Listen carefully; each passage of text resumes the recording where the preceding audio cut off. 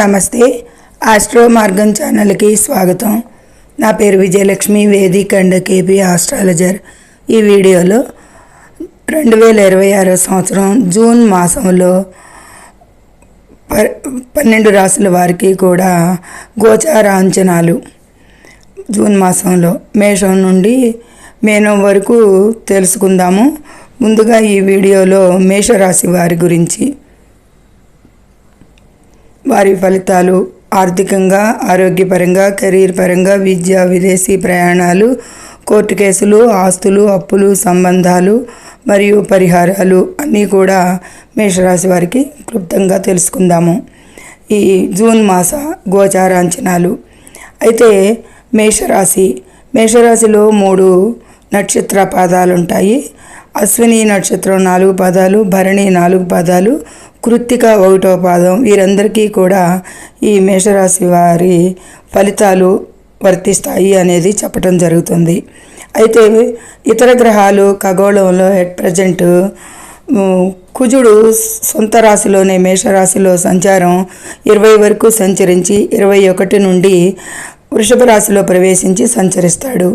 అయితే అప్పటి వరకు వృషభ రాశిలో సంచరిస్తున్న సూర్యుడు 15 నుండి మిథున రాశిలోకి ప్రవేశించి సంచరిస్తాడు నెలాఖరు వరకు కూడాను. అక్కడ బుధుడు కూడా సంచారం చేస్తున్నాడు 21 వరకు. 22 నుండి కర్కాటక రాశిలో ప్రవేశించి సంచరిస్తాడు మాసాంతం వరకు. అయితే మిథున రాశిలో సంచరించే గురువు 2వ తారీఖు నుండి కర్కాటక రాశిలో ప్రవేశించి అక్కడ మాసాంతం వరకు కూడా సంచరించడం జరుగుతుంది.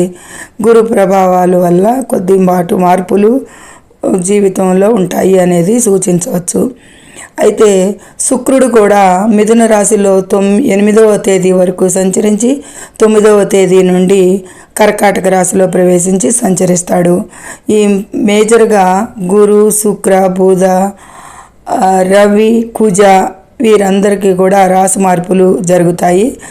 దీనివల్ల అధిక మార్పులు సంభవించవచ్చు అనేది సూచించడం జరుగుతుంది. అయితే సింహరాశిలో కేతువు, కుంభరాశిలో రాహువు, మీనరాశిలో శని సంచారం జరుగుతుంది. అయితే ఈ మేషరాశి వారికి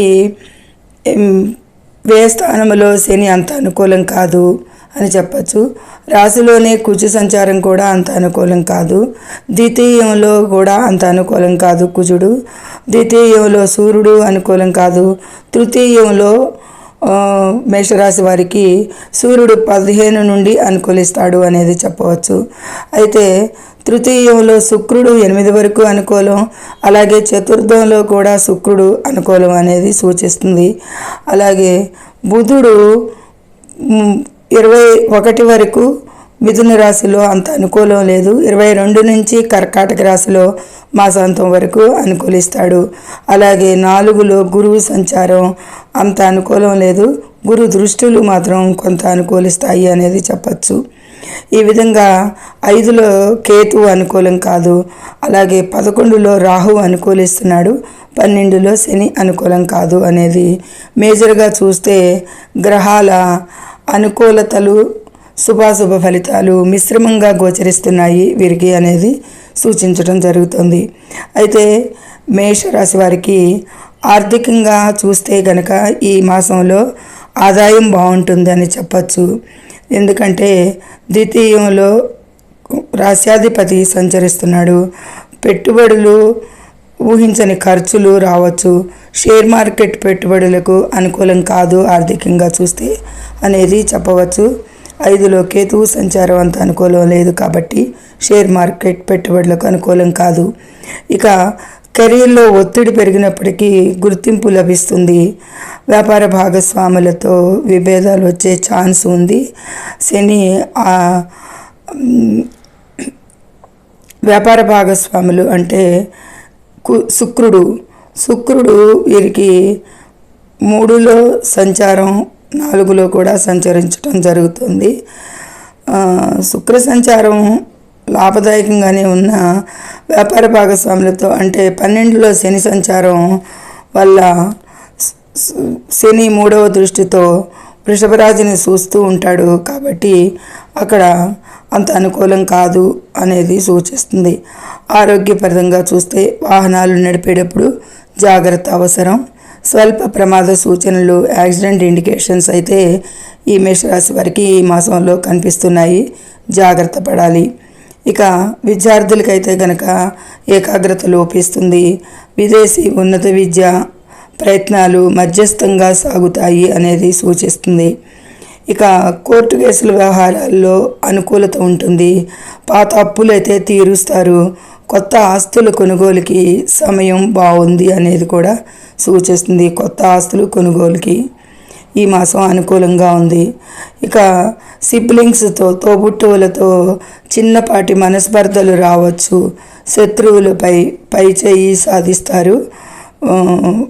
ఇక ఈ విధంగా సంబంధాలు, తోబుట్టువులతో మనస్పర్ధలు రావచ్చు కాబట్టి ఈ విషయంలో తగు జాగ్రత్త తీసుకోండి.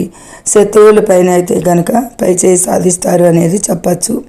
ఈ విధంగా మిశ్రమ ఫలితాలే గోచరిస్తున్నాయి మేషరాశి వారికి అనేది చెప్పటం.